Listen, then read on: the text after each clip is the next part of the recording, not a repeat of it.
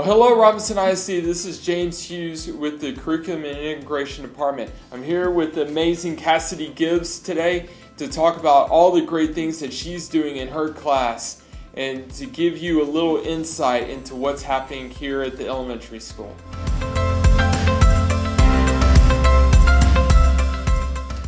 All right, Cassidy. So let's start by talking a little bit about your background. Tell us about your family, how long you've been in education, if you worked for any other districts before working here at the elementaries. Yes, I am married. I'm almost married 10 years this year, and I have two kids. A 7-year-old who's in first grade, and then I have a 4-year-old who'll be here next year. I've been teaching this is my 8th year. So 4 years at Robinson, 2 years at Marlin, and 1 year in Plainview. Okay. Up by Lubbock. Not everybody knows where that is. Yeah. I actually have an agricultural degree. I graduated from Tarleton State in Stephenville, and then I got my alternative certification. Yeah. So what was the draw to education from that? I think with me, it was always I wanted to work with kids in some sort of way. Agriculture was one way, and it just wasn't what I thought I wanted. So I went the alternative route, and it worked out really great. Got right in the classroom pretty quick. So, well, I'd say it's worked out well for us that you did, and so we're thankful to have you here. So, let me ask you this: who's had the biggest impact on your teaching style? I think with me, it probably hit me while I was teaching. It really was my first year in the classroom. Your first year's hard. Yeah, and it is. There's a lot of learning experiences, and for me, it took me going to other teachers and asking for help. I think if I didn't do that, I wouldn't be the teacher I am today. I actually would go down the hall to who I was teaching 4th grade at the time, and to a 3rd grade teacher. I was seeing things she was doing, things that were working, and I just asked her, "What are you doing? How are you doing that?" And she shared things with me, and so I just learned to go outside of my classroom, ask for that help, collaborate with others, and it kind of helped me because now I'm not afraid to see something and ask them for that and to use in my classroom. That's awesome. So we're sitting in here in your classroom, looking around, you got tables, you got all sorts of different areas. Tell us a little bit about your classroom. What does your setup look like? So I do the flexible seating in here. I like kids to have a choice. I also want them to be comfortable while they're in here. I feel like if you give them that freedom to move and choice of seating, then they're more comfortable because I think of myself, if I'm working at home or anywhere, I like to sit where I'm comfortable because I can focus more. So that's kind of how the setup is in here. So we do choice, we do stations, and so within that they do have choices as well. So stations, that's something I'm curious about, and you guys here at the elementary have been doing that for a good while. So how do you do classroom management at stations? Yeah, that's a good question. It takes a lot in the beginning to train them. We practice what it looks like to rotate to a station, where do I go, what materials do I need, how do I know when I'm done, how to clean up. We go through all the things of what that's supposed to look like. I also like to provide visuals for them on the board so they know where they're going. That helps. And so they know what station they're at, when that station will be over. So it just takes a lot of practice in the beginning because my goal is for their stations to be independent, meaning I don't have to be at their station with them, helping them. They know what they need to do at that station, so I can have my focus on my small group. So where do they get the instructions for their station? When I introduce a new station to them, I just model it for them. So if it's a game, at the beginning of the week, I'll just model it to them, show them how to do it. And it's always stuff they've been previously taught. It's nothing new as far as the content. Yeah. So if we're currently learning about elapsed time, I'm not going to put elapsed time in their stations. If it's a game, it's going to be something they've already been taught so they can be successful at it without me having to help them. So That's good. So they're a little independent. They're working independently. And how long do you think you have to spend setting up that routine at the start of the year and training them, as you say? Yeah, I think it takes a good 2 weeks to get it where you want it to be, because you want to really spend a lot of time in the beginning getting that set up, or you're going to be doing it all year long. Awesome.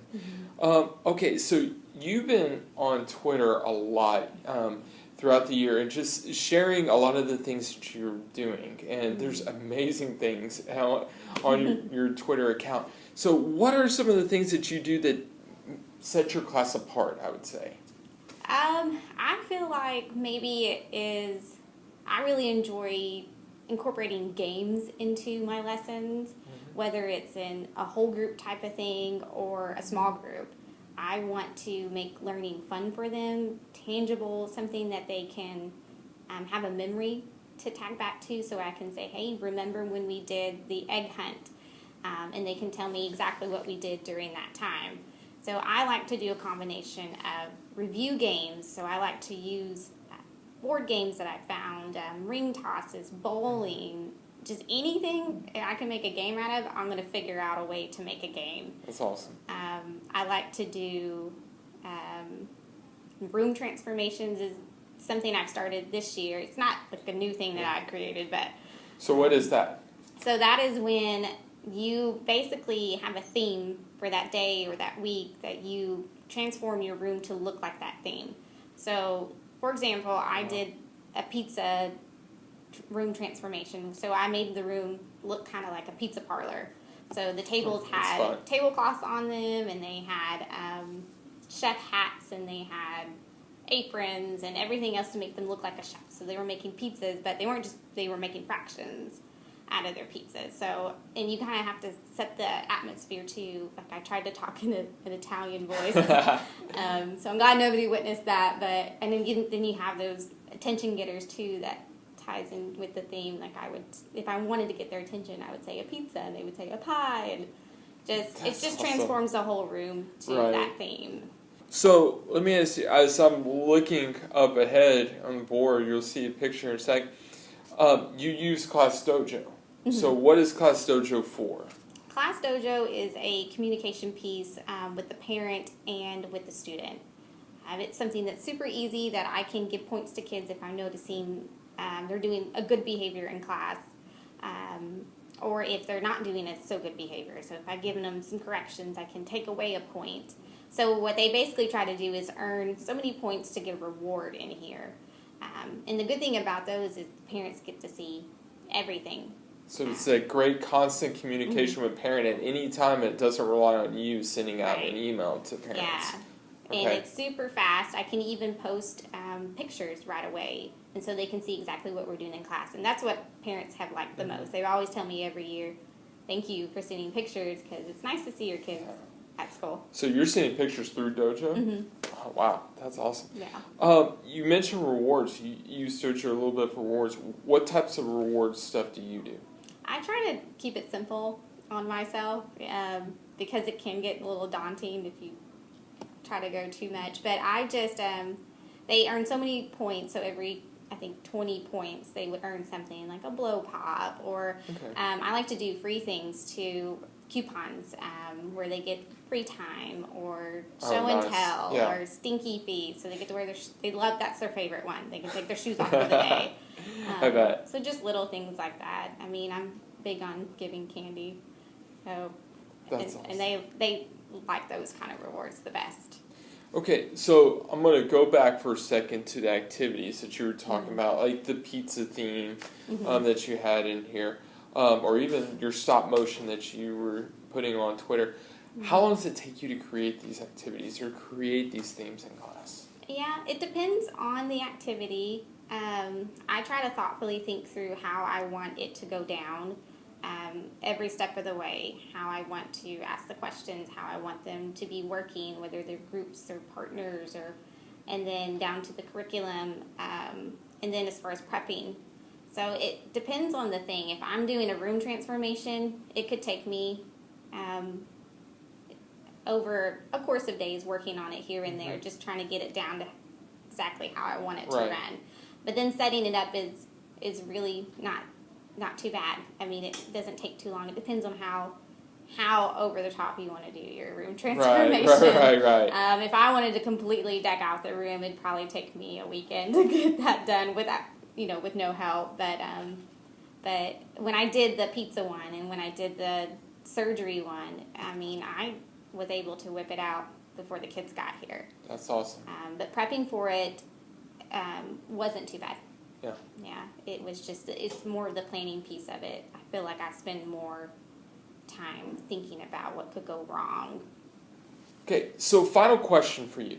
What would you want to tell a brand new teacher in the classroom? Maybe somebody that doesn't have the experience of an internship year, is alternatively certified. Mm-hmm. What would you want to tell them are the two most important things you need to do as you're coming into the classroom? The biggest thing to me is, even though you're an intern or first year teacher, is relationships are key. You wouldn't be able to have small groups or do transformations or those big fun gamifying activities if you don't have that relationship with them. You want them to respect you and to listen to you. And so that's key to me. Another thing would be, like what I did, reach out to other educators. Yeah. Go down to the person down the hall, find your people, find those people who will help you manage things, help you if you need help with a lesson, or if you're having trouble with behavior, mm-hmm. classroom management, to not be afraid to just go out and seek it. Yeah. No, I think it's good. I'm glad you hit the educators, just having a relationship with them, because, mm-hmm. What we do here at Robinson, we're a team, and a lot of times we have to lock arms together and figure out problems that don't seem like there is a solution for. Well, that's it for this time. Cassidy, thank you so much for agreeing to talk with us about the great things that are happening here in your room as well as this whole campus. Quick question for you. What is your Twitter handle? My Twitter handle is @Gibbs 3rd grade. Third is number 3 RD, not spelled out. But yeah, that's it. Follow me. Okay, yes. Be sure you follow her, because there's great things to this interview. There's even more amazing things on her Twitter feed that will help you in your classroom no matter what level you're teaching it. So again, thank you for watching.